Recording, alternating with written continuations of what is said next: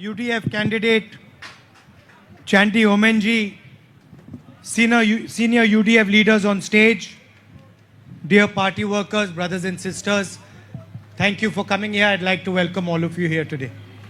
UDF സ്ഥാനാർത്ഥിയായ Shri Chandy Oommen, അതുപോലെ UDFന്റെ മുതിർന്ന നേതാക്കളെ, കോൺഗ്രസിന്റെ മുതിർന്ന നേതാക്കളെ, ഇവിടെ എത്തിച്ചേർന്നിട്ടുള്ള എല്ലാവരെയും ഞാൻ സ്വാഗതം ചെയ്യുന്നു. ഇവിടെ വന്നതിന് ഞാൻ നിങ്ങളോട് നന്ദി പറയുകയും ചെയ്യുന്നു.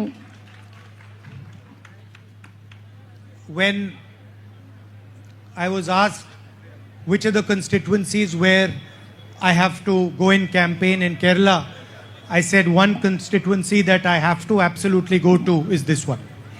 എന്നോട് കേരളത്തിലെ ഏതൊക്കെ മണ്ഡലങ്ങളിലാണ് ഞാൻ പ്രചരണ പ്രവർത്തനത്തിന് പോകേണ്ടതെന്ന് ചോദിച്ചപ്പോൾ ഞാൻ പറഞ്ഞത് കേരളത്തിൽ എനിക്ക് ഉറപ്പായും പോകേണ്ട ഒരു മണ്ഡലം എന്ന് പറയുന്നത് ഈ Puthuppally മണ്ഡലമാണെന്നാണ്.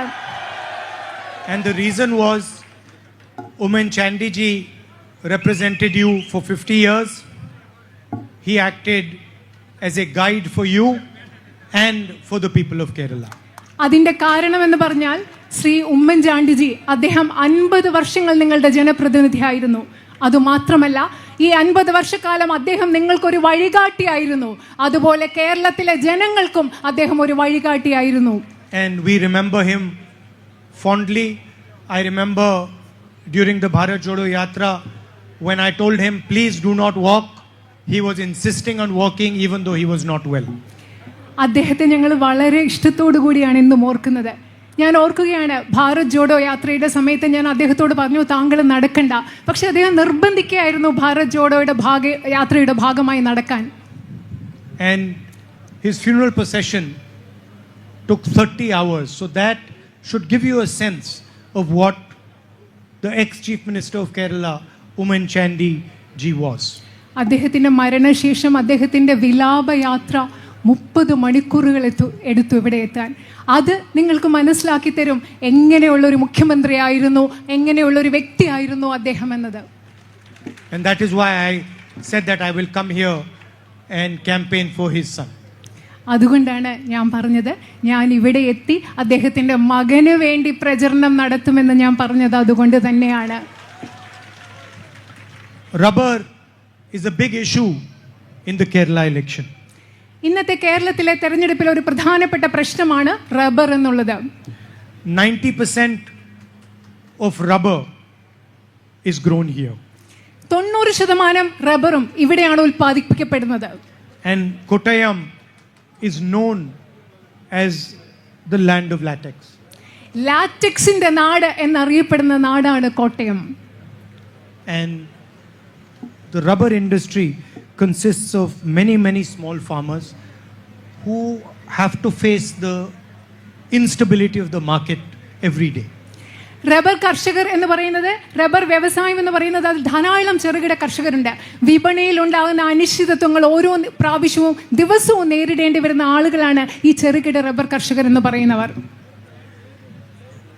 The left front made a commitment to these farmers some years back.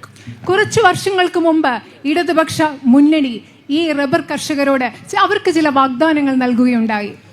In their 2016 manifesto, they promised that they will maintain rubber prices at 250 rupees. അവരുടെ 2016 പ്രകടന പത്രികയിൽ അവരൊരു വാഗ്ദാനം നൽകുകയുണ്ടായി, 280 രൂപയായി റബ്ബറിന്റെ വില നിലനിർത്തുമെന്നത്. And you know the reality of what happened. നിങ്ങൾക്കറിയാം എന്താണ് സംഭവിച്ചതെന്നതിന്റെ യാഥാർത്ഥ്യം നിങ്ങൾക്കറിയാം. They did not fulfill their promise over the last 10 years. കഴിഞ്ഞ 10 വർഷങ്ങളായി അവരവരുടെ വാഗ്ദാനം പാലിച്ചിട്ടില്ല. And in 2026 they have announced a price of 200 rupees. അതുമാത്രമല്ല 2026 അവര് 200 രൂപ എന്ന വിലയാണ് അവർ പ്രഖ്യാപിച്ചിട്ടുള്ളത്. When today the market price is 220. ഇന്ന് മാർക്കറ്റ് പ്രൈസ്, വിപണിയിലെ വില എന്ന് പറയുന്നത് 220 രൂപയാണ്. We are not in the business of making fake promises. ഞങ്ങൾ പൊള്ളയായ വാഗ്ദാനങ്ങൾ നൽകുന്നതിലുള്ള ആളുകളല്ല. We are in the business of protecting our farmers. ഞങ്ങൾ ഈ നാട്ടിലെ കർഷകരെ സംരക്ഷിക്കുന്ന ആളുകളാണ്. And making sure that their lives are easier and more comfortable. നമ്മുടെ നാട്ടിലെ കർഷകരുടെ ജീവിതം എളുപ്പമുള്ളതും അവർക്ക് കൂടുതൽ സുഖകരമായ ഒരു ജീവിതം ഉറപ്പാക്കുക എന്നതിലാണ് ഞങ്ങൾ വിശ്വസിക്കുന്നത്. That is why the first cabinet meeting of the next UDF government will fix the price of rubber at 250 rupees. അതുകൊണ്ടാണ് ഐക്യ ജനാധിപത്യ മുന്നണിയുടെ ഇനി അധികാരത്തിൽ വരുന്ന ഗവൺമെന്റിന്റെ ആദ്യത്തെ ക്യാബിനറ്റ് മീറ്റിംഗിൽ റബ്ബറിന്റെ വില ഞങ്ങൾ 250 രൂപയായി പ്രഖ്യാപിച്ചിരിക്കും. In fact, that will be the first decision that the cabinet of Kerala is going to take when it is formed. അതുമാത്രമല്ല, ഐക്യ ജനാധിപത്യ മുന്നണി ഗവൺമെന്റ് അധികാരത്തിൽ വരുമ്പോൾ കേരളത്തിൽ ക്യാബിനറ്റ് എടുക്കാൻ പോകുന്ന ആദ്യത്തെ തീരുമാനം അതായിരിക്കുമെന്ന് ഞാൻ നിങ്ങൾക്ക് ഉറപ്പ് നൽകുന്നു. In our manifesto, we have said that we will raise the price to 300 rupees a kilo. അതുമാത്രമല്ല, ഞങ്ങളുടെ പ്രകടന പത്രികയിൽ പറഞ്ഞിട്ടുണ്ട് റബ്ബറിന്റെ വില കിലോയ്ക്ക് 300 രൂപയായി ഞങ്ങൾ ഉയർത്തുമെന്ന് ഞങ്ങൾ പറഞ്ഞിട്ടുണ്ട്. And it is our commitment that on the first day of the new government, the price will be 250 and then it will go up to 300. ഇത് ഞങ്ങൾ നിങ്ങൾക്ക് നൽകുന്ന വാഗ്ദാനമാണ്. ഐക്യ ജനാധിപത്യ മുന്നണി ഗവൺമെന്റ് അധികാരത്തിൽ വരുമ്പോൾ ആദ്യത്തെ ദിവസം റബ്ബറിന്റെ വില 250 രൂപയായിരിക്കും. അതുമാത്രമല്ല, അതിനുശേഷം റബ്ബറിന്റെ വില 300 രൂപയായി ഉയരുകയും ചെയ്യും. And we are doing this because we believe that farmers and laborers are the foundation of this state and of our country. ഞങ്ങൾ ഇത് ചെയ്യുന്നത് ഞങ്ങൾ വിശ്വസിക്കുന്നു കർഷകരും തൊഴിലാളികളുമാണ് ഈ രാജ്യത്തിന്റെയും ഈ സംസ്ഥാനത്തിന്റെയും ഈ രാജ്യത്തിന്റെയും അടിത്തറയെന്ന് ഞങ്ങൾ വിശ്വസിക്കുന്നത് കൊണ്ടാണ് ഞങ്ങൾ ഇത് ചെയ്യുന്നത്. Mr. Narendra Modi signed the US deal where he gave away the future of all India's farmers. Narendra Modi US-ഉമായിട്ട് അമേരിക്കയുമായി ഏർപ്പെട്ട കരാറിൽ ഇന്ത്യയിലെ കർഷകരുടെ മുഴുവൻ ഭാവി അവർക്ക് തീരെഴുതി കൊടുക്കുകയാണ് ചെയ്തത്. He is the first prime minister in modern India's history who has opened agriculture to the international market. ആധുനിക ഇന്ത്യയുടെ ചരിത്രത്തിൽ ഇന്ത്യയിലെ കാർഷിക മേഖലയെ ആഗോള തലത്തിലുള്ള വിപണിക്ക് തുറന്നുകൊടുത്ത ആദ്യത്തെ പ്രധാനമന്ത്രിയാണ് Narendra Modi. He is the first prime minister of India, modern India, who has given away our energy security. നമ്മുടെ രാജ്യത്തിന്റെ ഊർജ്ജ സുരക്ഷയെ തീരെഴുതി കൊടുത്ത ആധുനിക ഇന്ത്യയിലെ ആദ്യത്തെ പ്രധാനമന്ത്രിയാണ് Shri Narendra Modi. Today, India cannot buy oil, cannot buy petrol, cannot buy diesel from who it wants. ഇന്ത്യക്ക് ഇന്ന് ആരുടെ കയ്യിൽ നിന്ന് വാങ്ങിക്കണമോ അവരുടെ കയ്യിൽ നിന്ന് നമുക്ക് പെട്രോളോ ഡീസലോ എണ്ണയോ ഇന്ന് നമുക്ക് വാങ്ങിക്കാൻ സാധിക്കില്ല. Imagine there is a financial earthquake that is coming because of what has happened in the Middle East. And India, a country of 1.4 billion people, cannot buy oil from who it wants. നിങ്ങളൊന്ന് ആലോചിച്ച് നോക്കുക, ഇന്ന് മധ്യേഷ്യയിൽ നടക്കുന്ന സംഘർഷത്തിന്റെ ഫലമായി ഇവിടെ ഒരു സാമ്പത്തികമായ ഭൂകമ്പം ഉണ്ടാവുകയാണെങ്കിൽ ഇന്ത്യ ആരിൽ നിന്ന് എണ്ണ വാങ്ങിക്കണമെന്ന് ആഗ്രഹിക്കുന്നു, അവരുടെ കയ്യിൽ നിന്ന് എണ്ണ വാങ്ങിക്കാൻ സാധിക്കാത്ത അവസ്ഥയാണെന്നുള്ളത്. If India wants to buy oil from Russia, from Iraq, from Iran, from Saudi Arabia, it can only do so after taking permission of Donald Trump. ഇന്ത്യക്ക് ഇറാനിൽ നിന്നോ ഇറാഖിൽ നിന്നോ സൗദി അറേബ്യയിൽ നിന്നോ എണ്ണ വാങ്ങിക്കണമെങ്കിൽ ഡൊണാൾഡ് ട്രംപിന്റെ അനുമതി നേടിയതിനു ശേഷം മാത്രമേ ഇന്ത്യക്ക് ഇന്നത് ചെയ്യാൻ സാധിക്കുകയുള്ളൂ. There can be nothing more shameful than this. ഇതിനേക്കാൾ ലജ്ജാകരമായി സംഭവിക്കാൻ മറ്റൊന്നുമില്ല. An independent country has to ask the United States for permission from who to buy oil. ഒരു സ്വതന്ത്ര പരമാധികാരമായ രാജ്യമായ നമുക്ക് ആരിൽ നിന്ന് എണ്ണ വാങ്ങിക്കണമെന്നത് അമേരിക്കയുടെ അനുവാദം തേടി മാത്രം ചെയ്യാൻ പറ്റുന്ന അവസ്ഥ. And you are going to see that the people of Kerala and the people of India are going to pay the price for this decision. ഈ തീരുമാനത്തിന് വില കൊടുക്കാൻ പോകുന്നത് കേരളത്തിലെയും ഇന്ത്യയിലെയും ജനങ്ങളാണെന്ന് നിങ്ങൾക്ക് ഉടനെ തന്നെ കാണാൻ സാധിക്കും. The instability of the war is going to show it in the next couple of months. ഇനി വരുന്ന മാസങ്ങളിൽ ഈ യുദ്ധമുണ്ടാക്കുന്ന അസ്ഥിരത നമ്മൾ കാണാൻ പോകുന്നതേ ഉള്ളൂ. He has handed entire data of India to the United States. അതുമാത്രമല്ല, നരേന്ദ്രമോദി ഇന്ത്യയുടെ മുഴുവൻ ഡേറ്റ, ഇന്ത്യയുടെ മുഴുവൻ വിവരശേഖരവും അമേരിക്കയ്ക്ക് നൽകിയിരിക്കുകയാണ്. They can store it wherever they like. അവർക്ക് എവിടെ ഇഷ്ടമുള്ളോ അവിടൊക്കെ നമ്മുടെ രാജ്യത്തിന്റെ ഡേറ്റയും വിവരങ്ങളും അവർക്ക് They can use it any way they like. അവർക്ക് ഇഷ്ടമുള്ളതുപോലെ അത് ഉപയോഗിക്കാൻ സാധിക്കും. And in addition, Narendra Modi has committed that he will buy 9 lakh crore rupees of US products. അത് മാത്രമല്ല, ഇത് കൂടാതെ 9 ലക്ഷം കോടി വിലമതിക്കുന്ന അമേരിക്കൻ ഉൽപ്പന്നങ്ങൾ വാങ്ങിക്കുമെന്ന വാഗ്ദാനവും നരേന്ദ്രമോദി അമേരിക്കയ്ക്ക് നൽകിയിട്ടുണ്ട്. What is going to happen to Make in India? ഇത് നടക്കുമ്പോൾ മേക്ക് ഇൻ ഇന്ത്യക്ക് എന്താണ് സംഭവിക്കാൻ പോകുന്നത്? He tells the people of India he wants to do Make in India, and then he tells Donald Trump, let us make in America. ഇന്ത്യയിലെ ജനങ്ങളോട് നരേന്ദ്രമോദി പറയുന്നു നമുക്ക് ഇന്ത്യയിൽ ഉൽപാദനം നടത്താം. എന്നിട്ട് ഡൊണാൾഡ് ട്രംപിനോട് പറഞ്ഞു നമുക്ക് അമേരിക്കയിൽ ഉൽപാദനം നടത്താം, നമുക്ക് മേക്ക് ഇൻ അമേരിക്ക നടത്താമെന്ന് അദ്ദേഹം പറയുന്നു. The reason is because he is compromised, he is controlled by the Americans and by Donald Trump. അതിന്റെ കാരണം എന്ന് പറഞ്ഞാൽ അദ്ദേഹം ഒത്തുകളിക്കുന്ന പ്രധാനമന്ത്രിയാണ്. അമേരിക്കയിലെ ഡൊണാൾഡ് ട്രംപാണ് അദ്ദേഹത്തെ നിയന്ത്രിക്കുന്നതും അദ്ദേഹം വിട്ടുവീഴ്ച ചെയ്യുന്നതും അവർക്ക് വേണ്ടിയാണ്. It's very simple. There are 3.5 million Epstein files that are still locked up. അത് വളരെ ലളിതമാണ്. അവിടെ 3.5 ദശലക്ഷം എപ്സ്റ്റീൻ ഫയലുകൾ ഇന്നും പുറത്തു വരാത്തത് അവിടെയുണ്ട്. Mr. Narendra Modi's character will be known to the entire country if those are opened. ഈ എപ്സ്റ്റീൻ ഫയലുകൾ പുറത്തു വന്നാൽ നരേന്ദ്രമോദിയുടെ സ്വഭാവം എന്താണെന്ന് രാജ്യം മുഴുവൻ മനസ്സിലാവും. Everybody will know who Narendra Modi is and what he is. ആ ഫയലുകൾ പുറത്തു വരുമ്പോൾ നരേന്ദ്രമോദി ആരാണെന്നും എന്താണെന്നും രാജ്യം മുഴുവൻ മനസ്സിലാക്കും. And the other reason is Mr. Adani. രണ്ടാമത്തെ കാരണം എന്ന് പറയുന്നത് മിസ്റ്റർ അദാനിയാണ്. Adani is not a normal company. Adani എന്ന് പറയുന്നത് ഒരു സാധാരണ കമ്പനിയല്ല. It is closely linked to the BJP. It is part of BJP's financial system. അത് ബിജെപിയുമായിട്ട് വളരെ അടുത്ത് പ്രവർത്തിക്കുന്ന ഒന്നാണ്. അത് ബിജെപിയുടെ സാമ്പത്തിക വ്യവസ്ഥയുടെ ഭാഗമാണ്. Donald Trump and the Americans know every single piece of information about Adani. അദാനിയെ കുറിച്ചുള്ള എല്ലാ ചെറിയ വിവരവും ഡൊണാൾഡ് ട്രംപിനും അമേരിക്കയിലുള്ളവർക്കും അറിയാം. They know where money has gone, to whom money has gone, how money has flown. They know everything.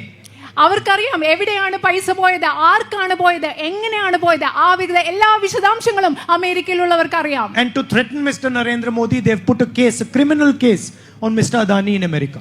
അത് മാത്രമല്ല, നരേന്ദ്രമോദിയെ ഭീഷണിപ്പെടുത്തുന്നതിന് വേണ്ടി അദാനിക്കെതിരെ ഒരു ക്രിമിനൽ കേസ് അമേരിക്കയിൽ നിലവിലുണ്ട്. Mr. Adani cannot go to the United States. Mr. Adani cannot travel abroad because if he does, he will be picked up.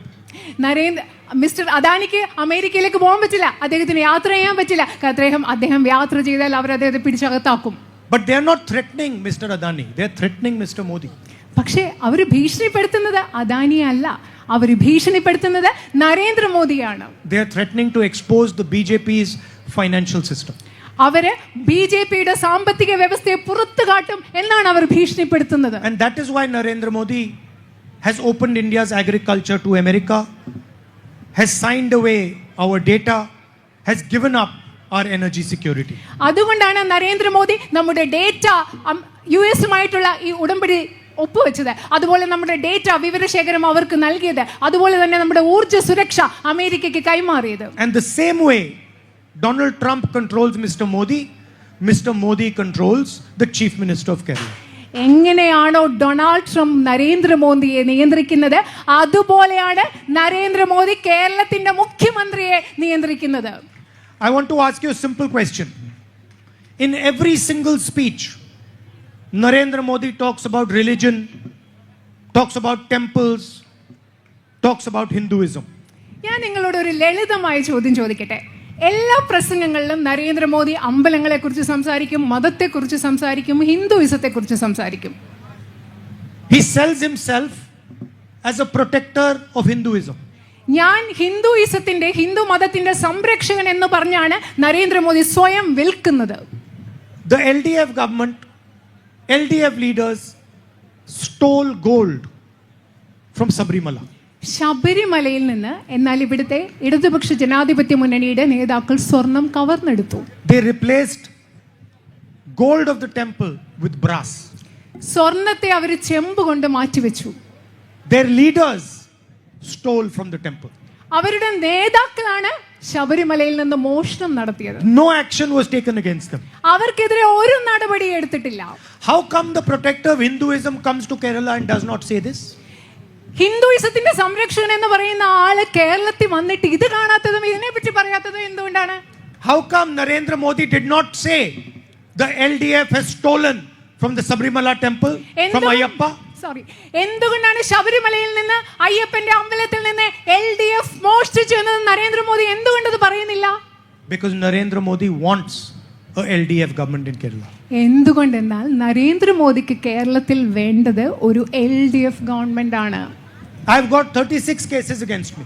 എനിക്കെതിരെ 36 കേസുകളുണ്ട്. I'm out on bail. ഞാനിപ്പോ ഇവിടെ നിൽക്കുന്നത് ജാമ്യത്തിലാണ്. ഞാൻ പുറത്തു I've been നിൽക്കുന്നത്. interrogated 55 times for 55 hours non-stop.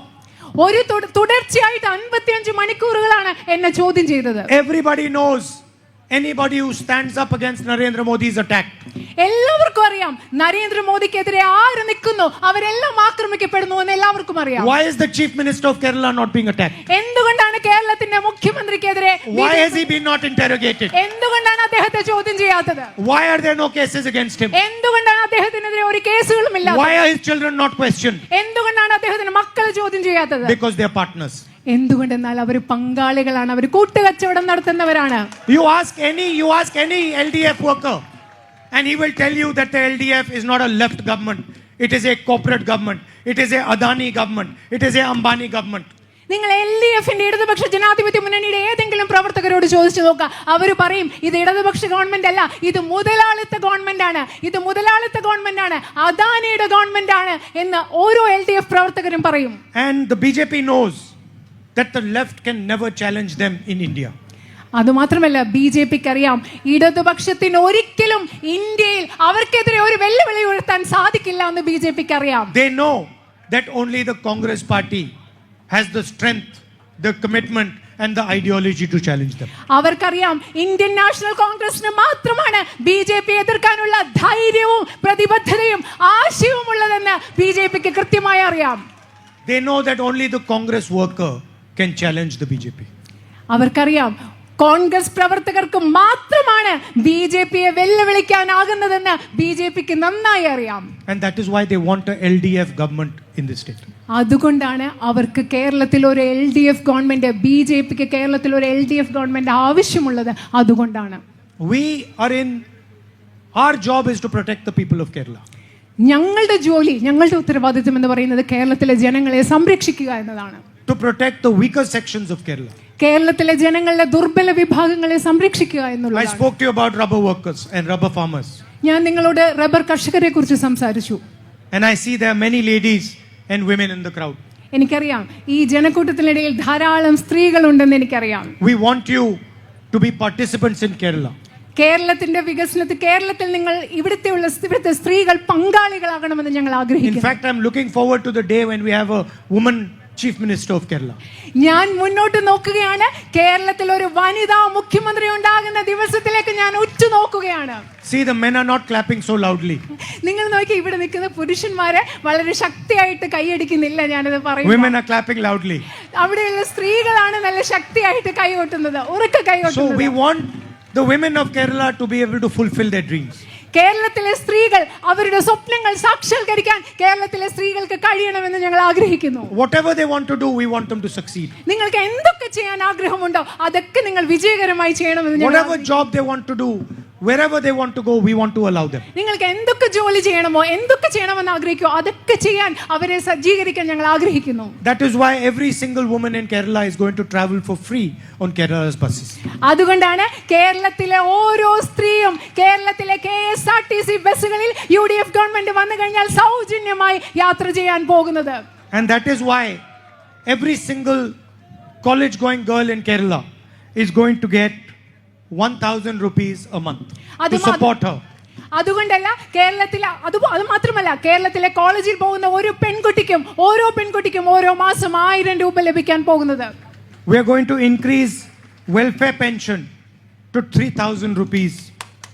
ഞങ്ങൾ അതുപോലെ തന്നെ ഈ സംസ്ഥാനത്തെ ക്ഷേമ പെൻഷൻ 3000 രൂപയായി ഉയർത്താൻ പോവുകയാണ്. And to help youngsters build businesses, we are going to give interest-free loans of up to 5 lakh rupees for the young.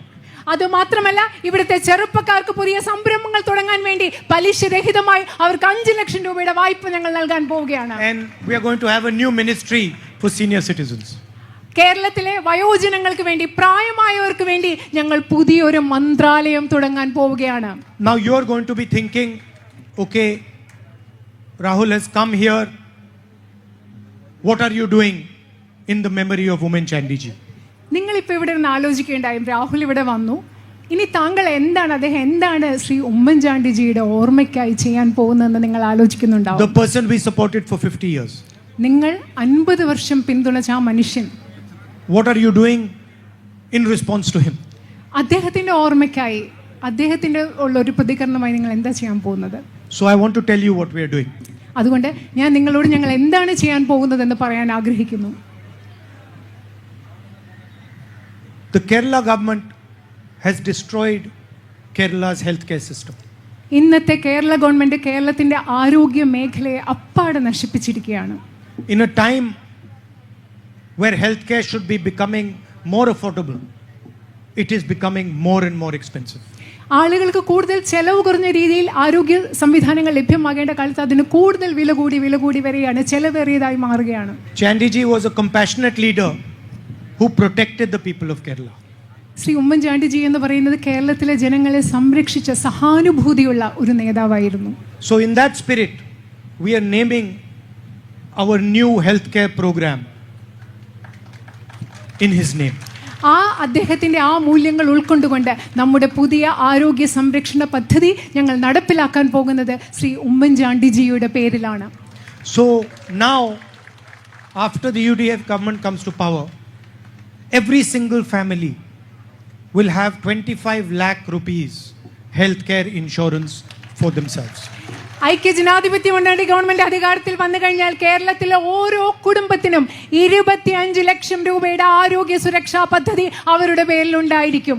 So you will know that when someone in your family, someone you love falls sick, that person is protected. That person has 25 lakh rupees of healthcare to protect him.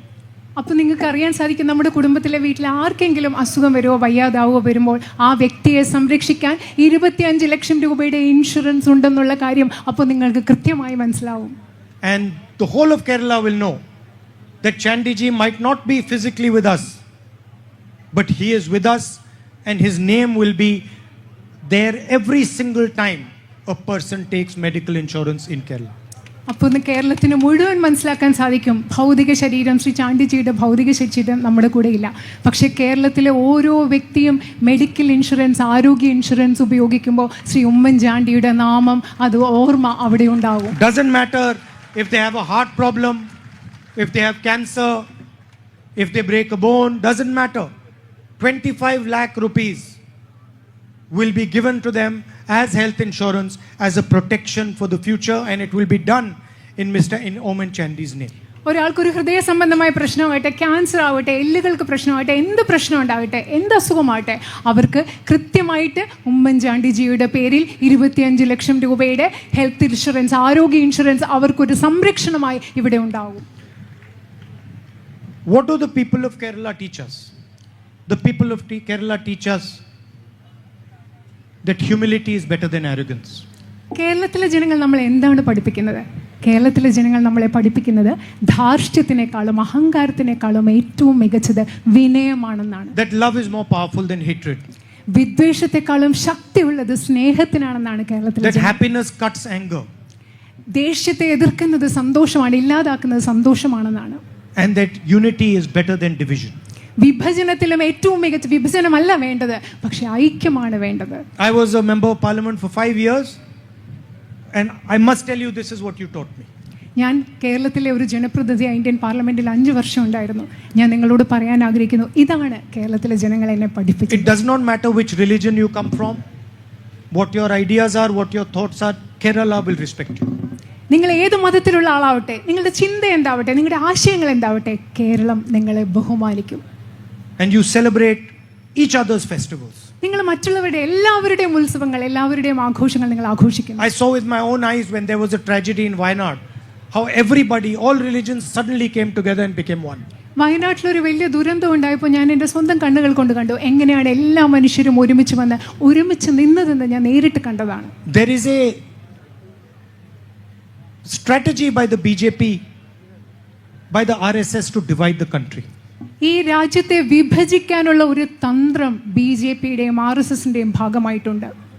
They want to divide religions, they want to divide languages, they want to divide cultures. അവർക്ക് മതങ്ങളെ വിഭജിക്കണം, അവർക്ക് ഭാഷകളെ വിഭജിക്കണം, അവർക്ക് സംസ്കാരങ്ങളെ വിഭജിക്കണം. They want to attack people who are not like them. അവരെ പോലെ അല്ലാത്ത എല്ലാ മനുഷ്യരെയും അവർക്ക് ആക്രമിക്കണം. This is not what Umman Chandi ji taught. This is not what Narayana Guru ji taught. ഇതല്ല ശ്രീ ഉമ്മൻചാണ്ടിജി പഠിപ്പിച്ചത്, ഇതല്ല ശ്രീ നാരായണ ഗുരു പഠിപ്പിച്ചത്. This is not the spirit of Kerala. ഇതല്ല കേരളത്തിന്റെ ആത്മാവ്, കേരളത്തിന്റെ മൂല്യം, ആത്മവീര്യം ഇതല്ല. Now suddenly we notice that an FCRA bill has been brought in. നമ്മളിപ്പോൾ പെട്ടെന്ന് കാണുകയാണ് ഒരു FCRA ബിൽ കേന്ദ്ര government കൊണ്ടുവന്നിരിക്കുന്നു. And what is interesting is there is only one organization that can get money from abroad. അതിനകത്ത് വളരെ താല്പര്യമുണ്ടാക്കുന്ന ഒരു കാര്യമെന്ന് പറയുന്നത് വിദേശത്ത് നിന്ന് പണം സംഭാവനയായി സ്വീകരിക്കാൻ പറ്റുന്ന ഒരു ഒറ്റ സംഘടന മാത്രമേ ഉള്ളൂ. No other organization can get money from abroad except the RSS. RSS അല്ലാതെ, ആ ബില്ലനുസരിച്ച് RSS അല്ലാതെ മറ്റൊരു സംഘടനയ്ക്കും വിദേശത്ത് നിന്ന് സംഭാവന സ്വീകരിക്കാൻ സാധിക്കില്ല. Mr. Modi can get finance from abroad through Mr. Adani, and the RSS can get finance from abroad. Nobody else can get it. നരേന്ദ്രമോദിക്ക് അദാനി വഴി വിദേശത്ത് നിന്ന് സംഭാവന സ്വീകരിക്കാം, RSSന് വിദേശത്ത് നിന്ന് സംഭാവന സ്വീകരിക്കാം, മറ്റാർക്കും വിദേശത്ത് നിന്ന് സംഭാവന സ്വീകരിക്കാൻ കഴിയില്ല. What is so special about the RSS that they have special rules for them? RSSന് വേണ്ടി മാത്രം പ്രത്യേക നിയമങ്ങൾ ഉണ്ടാക്കാൻ RSSന് ഇത്രമാത്രം പ്രത്യേകത എന്താണുള്ളത്? They spread hatred, they spread anger, they divide people. അവരെ രാജ്യത്ത് മുഴുവൻ വിദ്വേഷം പരത്തുന്നു, ദേഷ്യം പരത്തുന്നു, രാജ്യത്തെ ജനങ്ങളെ വിഭജിക്കുന്നു. ഇതാണ് അവരുടെ പ്രത്യേകത. So that is the way the BJP functions. ഈ രീതിയിലാണ് BJP പ്രവർത്തിക്കുന്നത്. Everything is done for Mr. Adani and Mr. Ambani or for their political organization. അവരെന്ത് ചെയ്യുന്നതും ഒന്നുകിൽ അദാനിക്ക് വേണ്ടിയാണ്, അല്ലെങ്കിൽ അംബാനിക്ക് വേണ്ടിയാണ്, അല്ലെങ്കിൽ അവരുടെ രാഷ്ട്രീയ സംഘടനയ്ക്ക് വേണ്ടിയാണ്. But if you're a common person, there is nothing for you. നിങ്ങളൊരു സാധാരണ മനുഷ്യനാണെങ്കിൽ നിങ്ങൾക്ക് വേണ്ടി അവരൊന്നും ചെയ്യുന്നില്ല. There is massive unemployment in Kerala. കേരളത്തിൽ വളരെ വിപുലമായ തൊഴിലില്ലായ്മയുണ്ട്. If you know a left front leader, if you're part of their organization, you can get access to the jobs. നിങ്ങൾക്കൊരു ഇടതുപക്ഷ ജനാധിപത്യ മുന്നണിയുടെ ഏതെങ്കിലും ഒരു നേതാവിനെ അറിയാമെങ്കിൽ, നിങ്ങൾ അതുപോലെ ആ സംഘടനയുടെ ഭാഗമാണെങ്കിൽ നിങ്ങൾക്ക് ജോലി കിട്ടും. The RSS organization can get anything. The LDF organization can get anything. But the people of Kerala cannot get anything. RSS സംഘടനയ്ക്ക് എന്ത് വേണമെങ്കിലും കിട്ടാം, അതുപോലെ ഇടതുപക്ഷ ജനാധിപത്യ മുന്നണിയുടെ സംഘടനയ്ക്ക് എന്ത് വേണമെങ്കിലും കിട്ടാം. പക്ഷെ കേരളത്തിലെ ജനങ്ങൾക്ക് മാത്രം ഒന്നും കിട്ടുന്നില്ല. And that is the difference between the UDF, the Congress, and the LDF and the BJP. ഇതാണ് ഐക്യ ജനാധിപത്യ മുന്നണിയും കോൺഗ്രസും മറുവശത്ത് ഇടതുപക്ഷ ജനാധിപത്യ മുന്നണിയും BJPയും തമ്മിലുള്ള വ്യത്യാസം എന്ന് പറയുന്നത്. We work for the people of our country. We do not work simply for our organization. ഞങ്ങൾ പ്രവർത്തിക്കുന്നത് ഈ രാജ്യത്തെ ജനങ്ങൾക്ക് വേണ്ടിയാണ്. ഞങ്ങൾ ഞങ്ങളുടെ രാഷ്ട്രീയ സംഘടനയ്ക്ക് വേണ്ടി മാത്രമല്ല പ്രവർത്തിക്കുന്നത്. They don't care about the people, they only work for their organization. അവർ ഈ രാജ്യത്തെ ജനങ്ങളെ പറ്റി ചിന്തിക്കുന്നതേയില്ല. അവർ പ്രവർത്തിക്കുന്നത് അവരുടെ രാഷ്ട്രീയ സംഘടനകൾക്ക് വേണ്ടി മാത്രമാണ്. I'd like to thank all of you for coming here this evening in this heat. ഈ ചൂടത്ത് നിങ്ങൾ എല്ലാവരും ഇവിടെ വന്നതിന് ഞാൻ നിങ്ങളോട് നന്ദി പറയാൻ ആഗ്രഹിക്കുന്നു. I really appreciate that you've sat here and listened to me so patiently. നിങ്ങൾ വളരെ ക്ഷമയോടുകൂടി ഇവിടെ ഇരുന്ന് ഞാൻ പറഞ്ഞതൊക്കെ കേട്ടതിൽ അതിനോട് നിങ്ങളോട് ഞാൻ നിങ്ങളെ Please അഭിനന്ദിക്കുന്നു. make our young candidate here win with a thumping majority. വലിയ ഭൂരിപക്ഷത്തോടുകൂടി നമ്മുടെ ചെറുപ്പക്കാരനായ ഈ സ്ഥാനാർത്ഥിയെ വിജയിപ്പിക്കണം എന്ന് ഞാൻ He should get അഭ്യർത്ഥിക്കുന്നു. the biggest margin in Kerala.